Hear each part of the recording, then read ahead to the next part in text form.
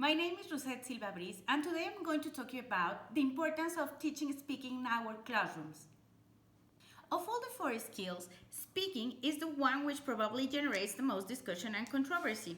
McDonough and Shaw summarized our reasons for speaking as follows. 1. Expressing ideas and opinions. 2. Expressing a wish or desire. 3. Negotiating or solving a particular problem. And 4. Establishing and maintaining social relationships. Oral communication is a two-way process between speaker and listener where both the speaker and the listener have a positive function to perform. The speaker has to encode the message while the listener has to decode it. The characteristics that influence the process are incomplete sentences, very little subordination, very few passives, not many explicit logical connectors, topic comment structure, replacing, frequent referencing, the use of generalized vocabulary, repetition of the same syntactic form, and the use of pauses and fillers. Duncan lists of cues to signal when speakers were about to yield their turn. These cues included gaze, syntax, intonation, loudness, drawl, stereotype tags, and gesture.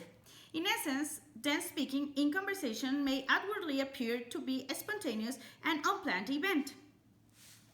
Speaking is sometimes difficult to see what teachers can do to make activities authentic, specifically in the light of the characteristic of spoken language. The teacher's use of English in the classroom can be a fundamental source of learning. Interaction between the teacher and the learner can also have a seminal effect on the learning process. If we want to extend learners' competence in speaking, we have to know when to relax our control over the classroom, but it doesn't mean that the teacher should abandon all the control. In this sense, it is worth looking at the Common European Framework. Long and Porter summarized the main pedagogical arguments in favor of group work. Group work reproduces many of the facets of an authentic speaking situation in satisfaction of the participants.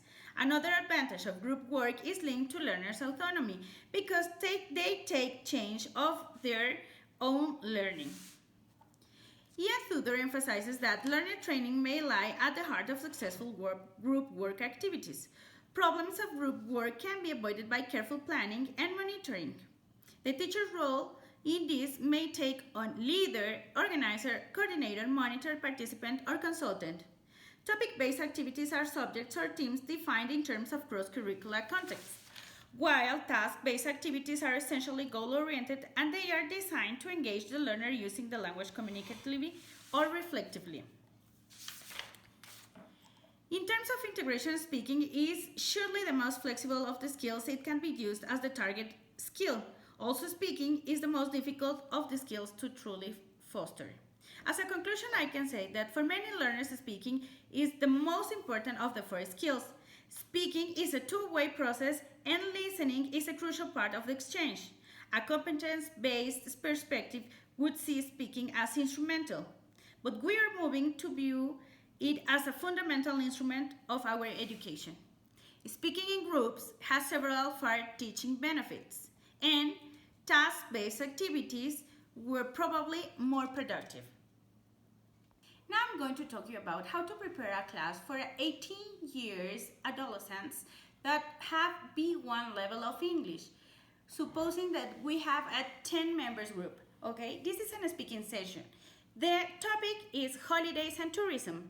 As the activity 1, we're going to present the topic and to do a brainstorm with a group activity where all the class participate answering to these questions. What do you think when you hear the word holidays? What kind of activities come to your mind and how many holidays do you have in a year? The second activity would be a team activity, maximum of 5 members. It would last 10 minutes and the purpose is to collect all the information you know from all your team members and complete the chart. Here we have the chart with tourism definition, touristic places, touristic activities, and touristic cost.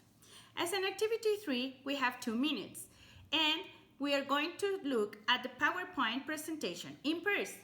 We are going to look to slide number 2, and we are going to review the vocabulary of the weather. If you don't understand the word, ask your teacher for clarification of meaning. As an activity 4, is going to be a pair activity. and it will last 25 minutes. Look at these slides from 3 to 8 in the PowerPoint presentation and register your answers in the next graphic.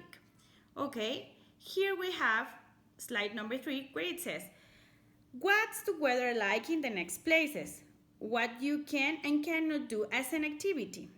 And we have Mykonos, Greece, Lapland, Finland, Chicago, United States, London, England, and San Cristobal de las Casas, Mexico. And here we have the chart where the students have to register their answers. They have to place here the place that they are going to visit, the weather, the activities they can do, and the activities they cannot.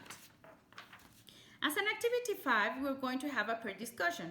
Look at slide 9 in the PowerPoint presentation and discuss in pairs and register your answer to the questions in your notebook. You have 10 minutes.